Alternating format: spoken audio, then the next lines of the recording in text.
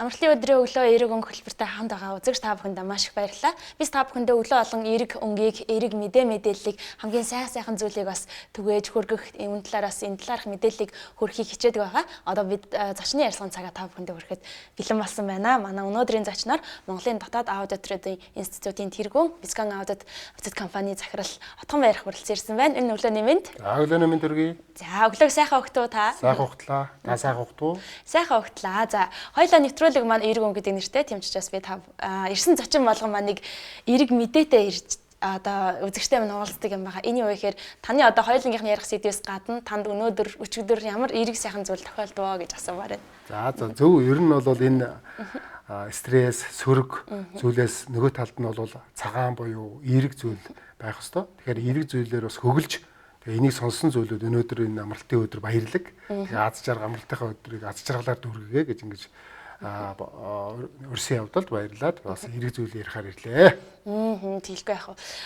Хоёул ярилцахаас өмнө би бас таныг сүүлийн үед нэлээд одоо бас ярьж хэлж байгаа үгийг тань сонсохоор засаглалыг гэж бас үгийг нэлээд хүмүүст хүргэх яг энэ талаарх чиглэлийн ажлуудыг бас нэлээд хийж байгаа харагдсан л да. Хүмүүс бол яг зүгээр яг энэ үгийг сонсчоор хит их хүн дээр эсвэл айж бэрхшсэн улс төр эсвэл бүр засаглал гэж их томоор ойлгоод байдаг. Гэвч энэ маань өөрөө яг ямар учиртай үг юм бэ гэдэг би энэ үгний утгаас эхэлж танаас асуу гэж бодсон юм. Засаглал бол айдастай том үнэн л дөө. Засаглал бол Монгол төрийг засах ухаан л да. Гэхдээ Монгол төрийг засна гэдэг юм чинь Монгол хүнийг засахаас эхлэх байхгүй.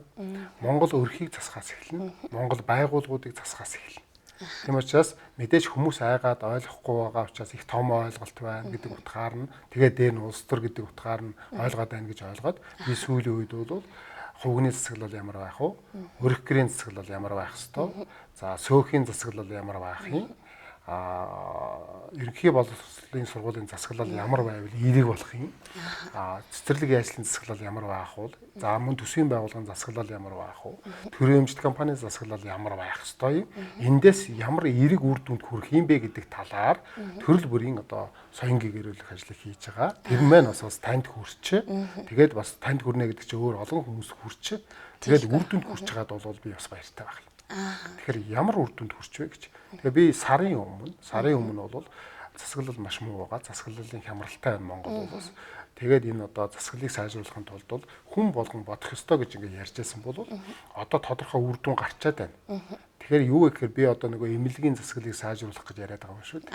Одоо энэ эмнэлэг улаан бурхан авчин гарлаа гэдэг одоо муу юм ярьж болохгүй юм байна. За тэгэл эмч нар маань талбай дээр чагсаагаад одоо гаалингээл те.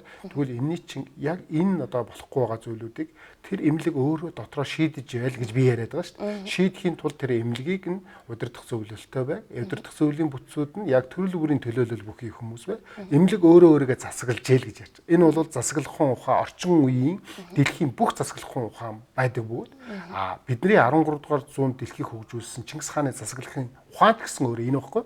Харамсалтай нь бид нар 26 жилд энийг болол жоохон мартсан учраас одоогийн болохгүй байгаа бүх асуудлууд эндээс ундрахтай бөгөөд энийг нь засах аргачлалыг нь хилээд ахлаар 2-7 хоногийн өмнө эрүүл мэндийн эмчилгээний тухай хууль батлагдаад одоо бүх эмнэлгүүд уу ялангуяа улсын гэж ярьдаг эмнэлгүүд өөрсдөө удирдах зөвлөлтөй бөгөөд удирдах зөвлөлд тэр эмнэлгийнхаа бүх үйл ажиллагааг явуулахар хуульчилжлаа.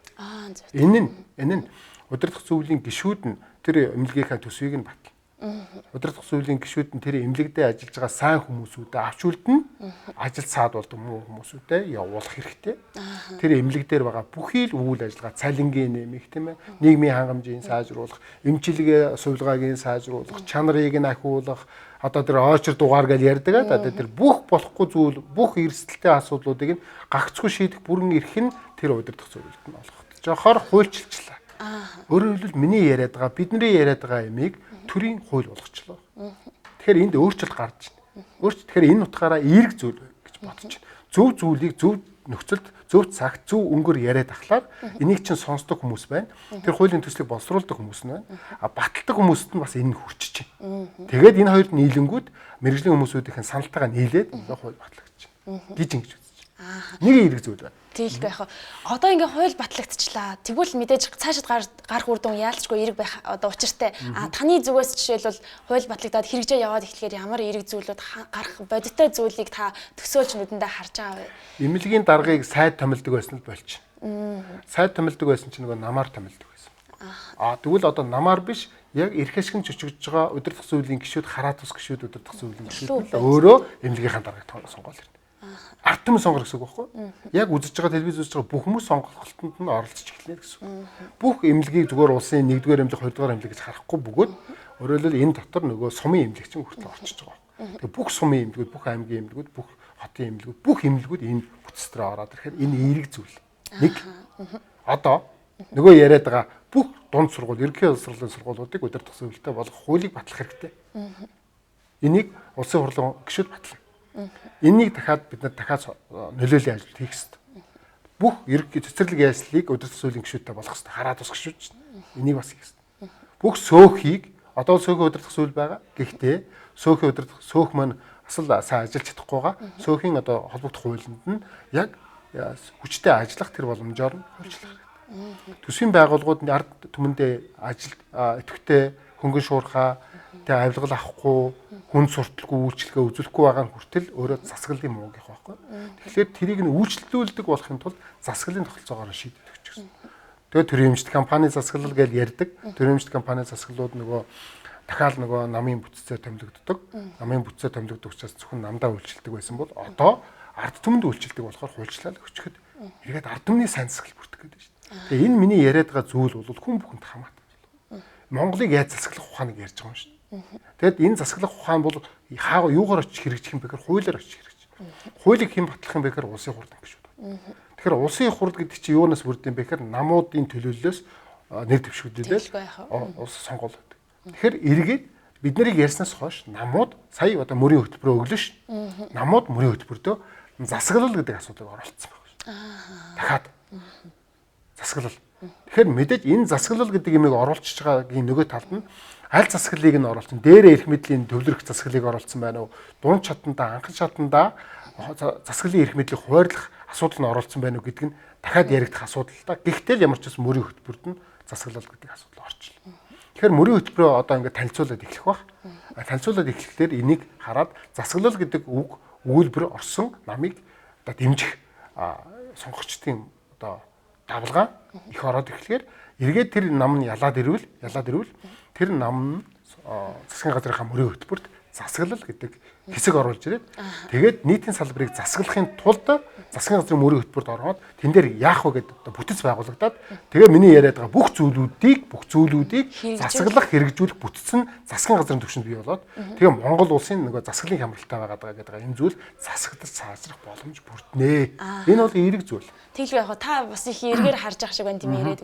Энэ одоо саяны таны дурдсан одоо жишээлбэл сөөхийг засаглая ч юм уу тийм цэцэрлэг дунд сургууль гэж ярьж байгаа зүйлээс би цэцэрлэгийг бас хөндөж аваад ядмаар санагдсан. Ягаад тэгэхээр би ч гэсэн одоо цэцэрлэгийн насны хүүхэдтэй цэцэрлэг тулгарч байгаа асуудлууд маш их байдаг, бүр маш их. Жишээлбэл намар яаж энэ эцэгчүүд 2 3 хонжиж гадаа хонжаад хүнжил өмрөө сууж агаад хүүхдээ цэцэрлэгт бүртгүүлж чадах нь бүртгүүлээд үгүй бол суглаад азгүй тэгээд хувийн цэцэрлэгт өгөх болж байна. Хувийн цэцэрлэгт сард бид хэдэн дөрөв гэдэг үлээ. Гэх мэтлэнгээр цэцэрлэгийг тойрсон асуудлууд өөрөө маш их байдаг. Үүнд яг та яагаад ийм асуудлууд тулгараад байна? Хэрвээ цэцэрлэг засаглаж байгаа юм бол цаашдаа ямар одоо эерэг хандлага гарах боломжтой талаараас би асуумаар байна. Альва тулгамдж байгаа бүх асуудлуудыг шийдэх эрхийг нь нэгдүгээрт тэр эрх ашиг нь зөрчигдөж байгаа ард түмэнд олгоё гэдэг нь засаглалын алтан зарчим. Муу засаглалын алтан зарчим нь бол хэн нэгэн дарга нарыг сонгодог явдал байхгүй. Сайн засаглалын алтан зарчим нь яг эрх ашигаа шийдэж байгаа тэр хүмүүсүүд нь өөрөө өөрсдөө удирдах та би бүгдээрээ удирдах эрхтэй байхыг илэрхийлж байгаа.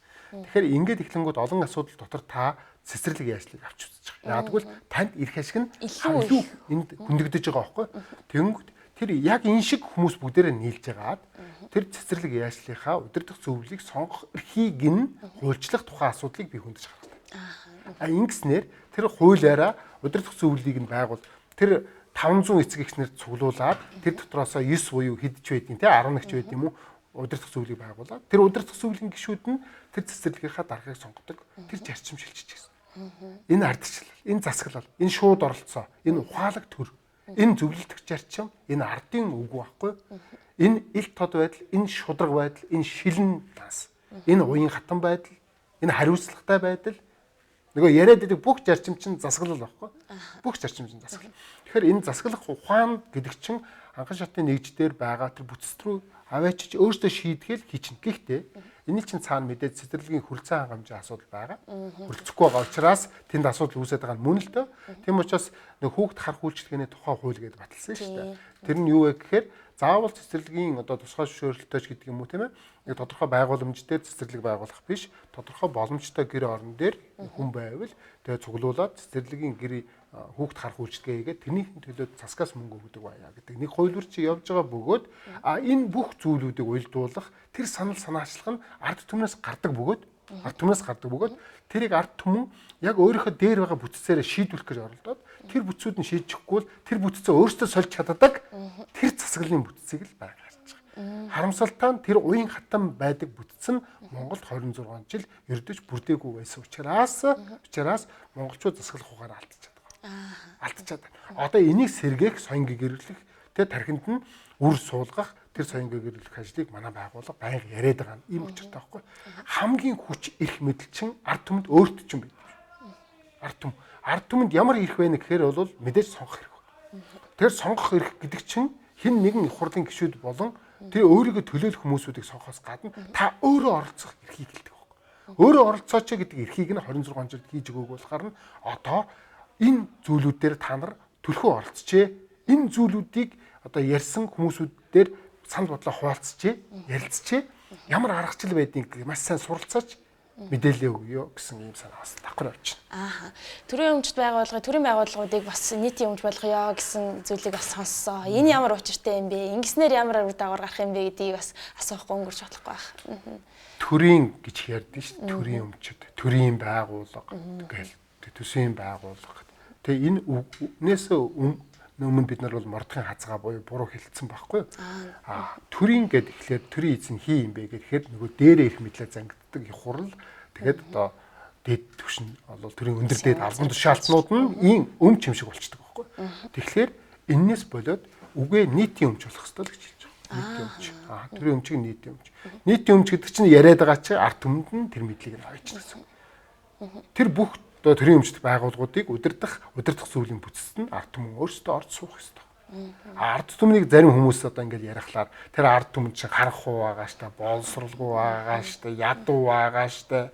Тэр хүмүүс ч очоод хэдэн төгрөг өгчлөөр тэгэл хаагчдаг байхгүй гал зөндөө төм бэрхшээл ярьдаг байхгүй. Тэгээ ард түмнийг хизээж дормжилж болохгүй. Ард түмэн гэдэг чинь хамгийн ухаантай байхгүй.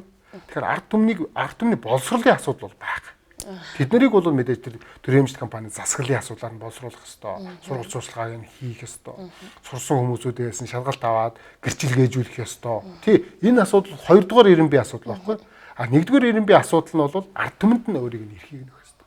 Ингээ боловсролтоо тэр юмаа мэддэг ард түмэн тэр нийтийн салбарын төрийн эмчит компани, тэр төсвийн байгууллагуудыг удирдах эхлэхээр чинь наад улс төр чинь өөр хэрэггүй болох.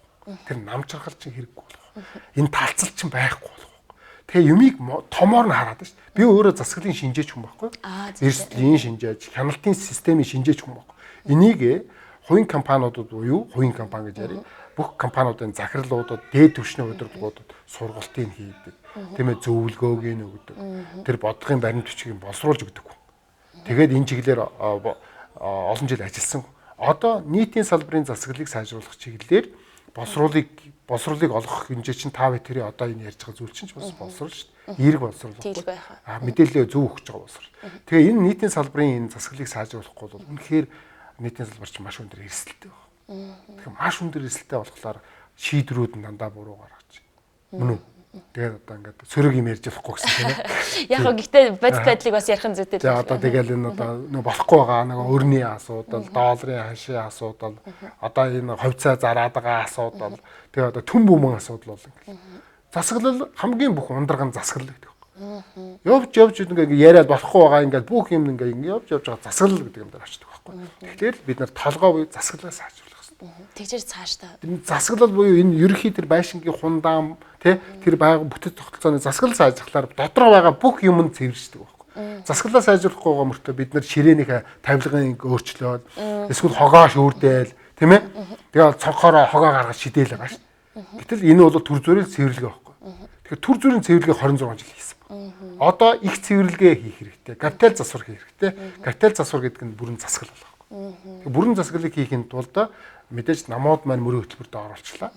Одоо нэр дэвшиж байгаа хүмүүс маань энэ засаглалын талаар бүрэн ойлголттой байна.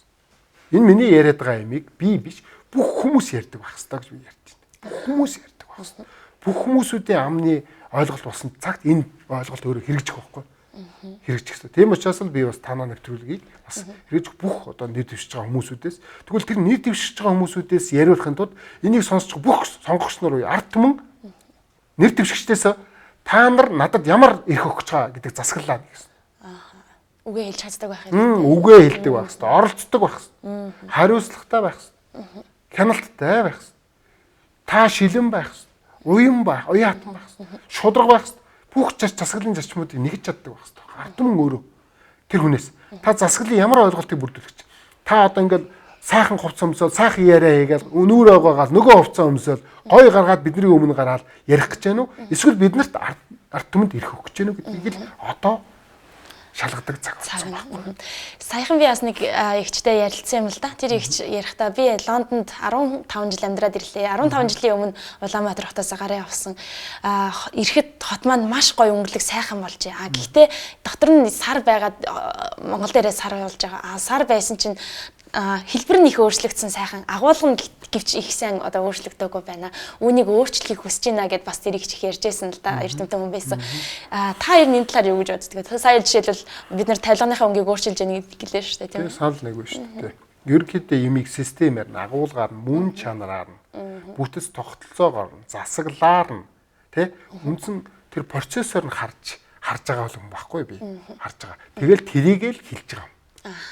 Мэдээж тэр дотор байгаа тэр айл дотор хүн яаж бие авч явах юм тэр нь бол тэр хүний асуудал шүү дээ. Бид нар тэр хүний засаглалын асуудал тэр хүн өөрөө эерэг байгаач, хувь хүн өөрөө эерэг байгаач. Засаглал бити сөрөг байгаач, сөрөгийн бити бодооч, сөрөгийн бити яриач, сөрөг хүмүүстэй бити уулзаач, сөрөг газраар бити яваач, баар цэнгэнэ газраар ч өөр. Тэгэл эерэг газраар, эерэг номын санд очооч, эерэг хүмүүстэй уулзаач, эерэг байгаач, эерэг зориг тавиач, эерэг хүсэл мөрөөдөлтэй байгаач. Тийм ээ? Эерэг санхүүжилттэй олооч. Сөрөг санхүүжилт биш, авилгал биш. Энд чинь говийн засаглал мөн байгаа. Тэгэл байх. Тэгэл өргөр дээр очингууд асуудлуудаа та нар өөрсдөө ярилцж байгаач. Шийдвэрүүдээ бөөнөрөө бүгдээрээ хэлцэж байгаач. Хин нэгэн хүнээ битгий орхиж байгаач. Тэр нь ярьж байгаа хүүхдээ ч гэсэн тэр өргөрийнхаа төсвийг батлахад оролцуулж байгаач. 5 жилийн одоо төлгөөгөө ярихад оролцуулж байгаач. Тэр 5 жилийн төлгөөдөө таарсан төсөв байгаа ш. Төсвийг хаанаас орлогыг нь олох юм. Санхүүг нь хаанаас олох юм. Энэ бүгдийг ярилцж байгаач. Ярилцахгүй дор бүрдээ шийдчихлээр тэр шийдвэр нь хүүхдүүдэд таалагдахгүй ш. Хүүхдүүд таалагдахгүй учраас оролцоогүй учраас тэр шийдвэрийг дагж биелүүлэхгүй ш. Гэр бүлийн хооронд зөрчил үүсэж ш. Мөн биз? Яг энэ шиг байгууллага дээр очихлоор дарга нар нь хідэн эрх мэдлийг барьсан хүмүүсүүд нь алга тогтсон улсууд нь бүх юма шийдэх гэж оролдоод нөгөө хүмүүсүүддээ оролцуулахгүй ш. Шийдвэр гарах боломжийг нь олохгүй ш. Хүмүүсээс асуухгүй ш. Зөвлөлдөхгүй ш. Эргээ тайлгнахгүй ш. Шилэмшвэ ш. Юу ч болж байгааг мэддэхгүй байгаа ш. Тэгэхээр тэр дор байгаа хүмүүсүүд байгууллага дор байгаа хүмүүс нь бүгд бухимдалтай байгаа ш. Бухимдалаа юугаар илэрхийлэх вэ? Ажлаа хийхгүй байгаагаар илэрхийлэх. Тийм ээ? Хурал дээр хатуу сөрөг үг хэлж байгаагаар илэрхийлэх. Энэ нь эргээд хинт хэрэгтэй. Асуудал шүү дээ. Засаглал, байгууллагын удирдах засаглал ярьж байгаа шүү дээ. Яг энэ шиг улс орныг удирдах засаглал хэрэгтэй шүү дээ. Улс орныг удирдах засаглал гэдгсэн чинь дээрээ эрх мэдлээ бүгдийг авсан байна шүү дээ. Дээрээ эрх мэдлээ авсан улсууд нь үүрэг нь хамгийн бага. Хамгийн бага үүрэг авсан. Дүнгууд эрх мэдлээ нэг нь өөрөөр хэлбэл дунд шатандаа байх, анхан шатандаа байх эрх мэдлийг хулгайлцсан эрхийг нь хулгайлцсан хүмүүс дандаа дээр том шийдвэр гаргах. Тэгээд том шийдвэр гаргаж байгаа улсууд чинь юугаар шийддэг гэхээр авилгалаар шийдэж. Юу хүн судлаа шийдэж. Буруу шийдвэрээр шийдэж. Эцсийн шийдвэр буруу шийдвэрийн үр дүнг анхан шатанд байгаа ард түмэн өөрийнхөө төрөвчөд төлж байгаа шүү. Тийм үстэй үнэн шүү. Тэр барааныхаа үнийн өсөлтөөр, долларын аншийн өсөлтөөр, тэр зээлийнхаа өсөлтөөр, амжиргааны төвшинхээ чанарын асуудлаар хариулж байгаа. Тэгээ энэ чинь бүх юм холбоотой. Бүх юм холбоотой. Тэгээ энэ бүх зүйлүүдийг маш углуугаар нь том бодож хараад ингээ ярихаар бүх юм засаглал. Гэтэ яриад эхлээд байсан чинь үр дүн гарлаа, эерэг байна. Гэтэ энэ удаан байна. Энэ зүйлийг хурцсах хэрэгтэй. Энийг бүх намууд ярмаар байна. Бүх нэр дэвшигчнэр ярмаар байна. Бүх хүмүүс ярмаар байна. Ярихгүй бол тэд нар шаардж. Тийм ээ? Засаглал гэдэг чинь ийм байдэн шүү дээ. Нэг даргаыг их хурлын гишүүнээр 26 жил сонгосон байхгүй. 26 жил сонгосон ах нар биш сонгогдсон. Тэд нар юу хийчихвэ гэж бодоод үгүй ээ. Тэднийг сонгох нь бол нэг номерын асуудал биш. Та сонгох нь өөрөө, сонгогдох нь өөрөө. Та өөртөө түрүүний яриад байдаг ерөнхий улс хурлын сургуулийг, цэцэрлэгийг, тийм ээ? Эмнэлгийг, төсвийн хорооны удирдлагыг тэгэхээр нэг хурал явдаг штэ тэгээд яваад байгаа штэ тийм. Тэр нь 4 жил байхгүй. Жил бүр сонгодог. Сонгосон хүмүүсүүдтэй ажилла тайлгнадаг. Өөрөөр бүр. Тийм ээ. Тэр нь одоо мэдээ санхүүгийнхаа юмнуудыг ийм гүйлгээ өнөөдөр гарлаа шүү гэдгийг нь гүрүү интернетийн орчинд мэдээлдэг. Энэ бүх зүйлүүдийг одоогийн бидний яриад байгаа засаглал бол дутуу муу баггүй. Энэ муу байгаа зүйлүүдийг сайжруулах гаргачл бүхэл бүтэн технологи байна. Энэ дээр бол маш сан суралцах хэрэгтэй. Босруулаа нэмэгдүүлэх шаардлагатай. Ямар ард түмэн байна, тийм улс төр байна. Тийм сонголт байна. Тийм нам байна. Тийм улс орн байна. Тийм учраас энийг үзсэн бүх хүмүүс бол өөрийнхөө засаглалын боловсруул гэдэг имийг нэмэгдүүлэхийн төлөө мэдээллийг авч явах хэрэгтэй. Мэдээллийг авч явах хэрэгтэй, хөгжүүлэх хэрэгтэй. Энэ засаглал гэдэг юм хүнд хэцүү, ойлгохдохгүй эсвэл их өндөр түвшний хүмүүс л ярьдаг зүйл бол ердөгч биш. Биш юм аа гэдэг. Хүн бүр ойлгосон, бодцсон байх алтан зарчимтай тийм. Нэвтрүүлэг маань эрэг өнгө гэдэг нэртэй бид яагаад нэвтрүүлгийг ингэж нэрлсэн бэ гэхээр яагаад гэвэл маш олон сөрөг зүйл байгаа. Гэхдээ цаашдаа бүх зүйл эрэг болох байхаа, бүх зүйл гэгээлэг өнгөтэй болох байхаа гэдэг үүднээс бас нэвтрүүлгийг нэрлсэн юм л та. Тэгээд хаяа зүгээр хувь хүн зүгээс бас нэг асуулт асуух бас та ер нь өөрөө хэр эрэг хандлагатай хүн бэ? Хүмүүс нэг эрэг хандлагатай хүн, сөрөг хандлагатай хүн ярьдаг шүү дээ. Таны хувь хүнийг бас би сонсомоор байна. Амжилтанд хүрсэн хүн бүр эрэг байдаг. Эрэг байхаас өмнө болохгүй байгаа зүйлүүдийг хардаг өнцөг. Болохгүй байгаа зүйлүүдийг зүгээр шүүмжлээд өөртөө огшоогоод өөрөө нүгэл болгоод өөрөө хар болгоод өөртөө будах хүмүүс бол байдаг. Тэгээд өөрөө бүх юм болохгүй байгаа зүйлүүдийг хараад өөрчилж чадж байгаа хүн өөрөө эрэг байхгүй. Амжилтанд явсан бүх хүний нэг сайн тал нь эрэг байдаг. Амжилтгүй байгаа бүх хүний нэг муу тал нь сөрөг байдаг. Тэгэл энийг харах хэрэгтэй. Энэ өнцгөөс нь хараад бас эн чинь бас ард түмэнд хэрэгтэй зүйл шүү. Тэглгүй яах вэ? Удамжаар дүүрэн стресс шүү. Биеийн лүгөө харахаар дандаа ууралж Хөмсгөлөө зангидж шít. Хатуу хутуу хийх хэлж шít. Үгүй л байхгүй тийм. Яасан ч одоо бие бинийгээ хайрлахаа байцсан. Хайрыг харцаар харж чадхаа байцсан биш. Монгол хүн шít. Гадаад одоо баг гадаадад явхлаараа бид нар яг ингээл гараа хил даваал гарангууд л нэг нөхөр харахаар инээхээр ингээд тэднийг дагаад ингээд.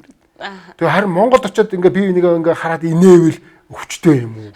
Энэ одоо жоо галзуу юм уу? Инээгээд ахын зүгээр өгөөч юм уу? Энэ зүгээргүй баха. Энэ жоо хаврын синдром энэ болсон. Баагаар хэмжээнд хүртэл байж. Тэгэхээр эн чинь сөрөг байгаа. Тэгээ энэ сөрөг нэг хүний сөрөг цэник байх их хэсэг тусам мэдээж тэр хэмжээгээр бол өөрт нь л амжилтыг нь доошо татчихлаа байдаг байна. Хоош нь ухраадаг зүйл. Тэгэхээр бол дандаа эерэг байх. Эерэг тэмцэгч бай гэж байгаа шүү дээ. Яг үнэ. Та бол эерэг тэмцэгч гэж би сарлаа. Сөрөг ухраагч битээ бай. Сайхан үг байна. Сөрөг ухрагч биш вэ гэдэг бас үгийг өдөр тутамдаа магадгүй өөрөө бас бодож явах хэрэгтэй болоо гэж бодож байна. Тэгээд хоёулынгийнхны ярилцлага цаг манаас энэ хүрээд өндөрлөж байна. За мэдээж энэ талаар яриг бол маш олон зүйлийн талаар хоёулаас ярих байх. Бицган аудит компани талаар бас ярьж болж байна. Дотоод аудиторд институт гэдэл бас асуух асуултууд байлаа. Гэхдээ ярилцлагын сүүлийн хармыг бас би танд үлдээ гэж бодож байна. Магадгүй хэлж амжаагүй зүйл байвал үзэгчтэй хандаад хэлээч гэж хүсэн байна. Одоо яг энэ нэвтрүүлгийг үзсэн хүмүүс надтай холбогдох саналуудаас олцох гэж боддог байх. Мэдээж энэ бол нөгөө нийгмийн сүлжээ үе Facebook дээр миний хаяг байна. Зүйтэй. Тэ Атхан баяраа тэгшээ тэгээд. Тэгэхээр энэгээр орж ирээд бид надтай саналуудаа чөлөөтэй оролцоод ингмээр байгаа ш. Таны ярьсан чинь эн чинь буруу ш. Эсвэл энэ чинь ингэж хөгжүүлмээр байна ш. Эсвэл ингэж би бас дэмжмээр байна. Эсвэл бид нар ингээд ийм олуулаа бас нэгдсэн байна. Таныг очиж яриа хэлгээд байгаа. Эдэргээд хамтын ажиллагаанууд хүн ер нь суусан газараас алттай шороо атгаж чаддаг байх хэрэгтэй байхгүй. Тэ? Хаана явж ин тэнд соёлын өрийг буюу эерэг уур амьсгалыг бий болгож чадж байгаа хүнд л амжилт дандаа ярина. Юмыг дандаа шүүмжлээд хит шүүмжлээс хараад за ингээ хараад энэ жоохон одоо юу гэдэг намаа хараад жоохон тарган нөхөр байна уу да. Тэ? Миний одоо махлаг байх нь хүнд ер нь хамаагүй шүү дээ. Ингээ дандаа сөрөг хараад байвал өөрт нь тэр сөрөг муу харна энерги нь үлддэг учиртай байхгүй. Тэгэхээр эерэг хараад тэр эерэг боломжийг өөрийнхөө эерэг боломжтой нийлүүлвэл амжилт. Тэгэхээр хамтдаа зүтгэцгээ Монгол улсаа хөгжүүлцгээ. Тэгээд одоо би жишээ нь засаглалыг хөгжүүлэхэд хэрвээ энийг хинч тоохгүй даа гэж ярьдгүй байсан бол намын мөрийн хөтөлбөрүүдэд орохгүй байх нь шүү дээ. Хууль болж гарахгүй байх нь шүү дээ. Тэгээ миний нэг давуу тал нь бол энийг сонсноо сонсох хүмүүст нь л хүрч. Тэгэхээр хүрнэ л гэж бодож Хөргөх хүртэл магадгүй. Хөргөх хүртэл ярина. Тэгэл яриад яваад. Ойлгох цаг нэрнэ. Цаг нь бол энэ зүйл хүрээч нь хэрэгцсэн цагт Монгол улс босно. Би өөрөө чаддаг нэг юмараа Монгол хүнээ улсаа босгох гэдэг юм шүү дээ. Олон зүйлүүд байгаа тийм ээ. Тэгэхээр олон зүйлүүдийн нэг нь бол би энэ чиглэлээр төрөлцсөн учраас мэрэгсэн учраас яриад байгаа. Тэгэхээр энэ боломжийг олгосон эерэг нэвтрүүлэг миний дүүдэд амжилт хүсье. Сайн сайхан бүхний хүсье. Эерэг бай. Тэгээд миний дүү бас дандаа эерэг хүмүүстэй уулзж яана гэдэг чинь чиний амьдралд бас сайн зүйл байна. Тэлгүй ах. Энэ бол яалчгүй миний ажлын бөгөө даваа тал зүйл. Ирсэн зочин болгоо маань их сайхан эерэг зүйл, их сайхан эерэг ирээдүйн талаар бас ярьдаг нэг сайхан санагддаг л да. Тэгээд танд амжилт хүсье. Таны одоо энэ засаглалыг хэрэгжүүлэх тийм энэ үйл ажил бас илүү олон хүнд хүрээ цаашдаа маш сайхан эерэг үр дагаврыг авчрах хаа гэж бодож байна. Баярлалаа. За баярлалаа үзэгчдээ. Өнөөдрийн нэвтрүүлэг маань энд хүрээд өндөрлөж байна. Тэгэхээр бид эерэг өнгө хөтөлбөрөөр та бүхэнд зочны ярилцлагуудаа хүргэлээ. Дараагийнхаа дугаараар илүү олон сайхан эерэг гэгээлэг мэдээлэлээр эргээд олцгоолно. Баяртай үзэгчдээ.